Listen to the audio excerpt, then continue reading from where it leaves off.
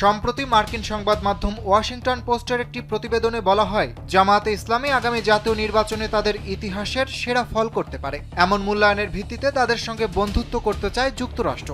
এ ঘটনার পরপরই জামায়াতের এক নেতা তার বক্তব্যে দাবি করেন, যুক্তরাষ্ট্রও জামায়াতকে ক্ষমতায় দেখতে চায়। বক্তব্যটি মুহূর্তেই সামাজিক যোগাযোগ মাধ্যমে ভাইরাল হলে শুরু হয় আলোচনা। তবে বুধবার প্রধান নির্বাচন কমিশনার এএমএম নাসির উদ্দিনের সঙ্গে ইসি ভবনে সাক্ষাৎ করেন মার্কিন যুক্তরাষ্ট্রের নতুন রাষ্ট্রদূত ব্রেন্ট ক্রিস্টেনসেন। এ সময় মার্কিন এই রাষ্ট্রদূত বলেন, বাংলাদেশের আসন্ন ত্রয়োদশ জাতীয় সংসদ নির্বাচনে ভোটের ফলাফল কি হবে তা নির্ধারণ করবে এদেশের জনগণ। যুক্তরাষ্ট্র কোনো পক্ষ নেবে না। আগামী 12 ফেব্রুয়ারির নির্বাচন নিয়ে নিজের আগ্রহ প্রকাশ করে ব্রেন্ট ক্রিস্টেনসেন বলেন, তিনি 12 ফেব্রুয়ারির নির্বাচন নিয়ে খুবই আগ্রহী। এই নির্বাচনের অপেক্ষায় এবং এর ফলাফল দেখার জন্য মুখিয়ে আছেন তিনি আরও বলেন, গত সপ্তাহে প্রধান উপদেষ্টার সঙ্গে সাক্ষাতের সময় তিনি বলেছিলেন, তার আশা নির্বাচনের দিনটি একটি উৎসবমুখর দিন হবে। মার্কিন রাষ্ট্রদূত নিজেও আশা করেন এটি একটি আনন্দময় ও উৎসবপূর্ণ নির্বাচন হবে, যেখানে বাংলাদেশের মানুষ স্বাধীনভাবে তাদের মতামত প্রকাশ করতে পারবেন।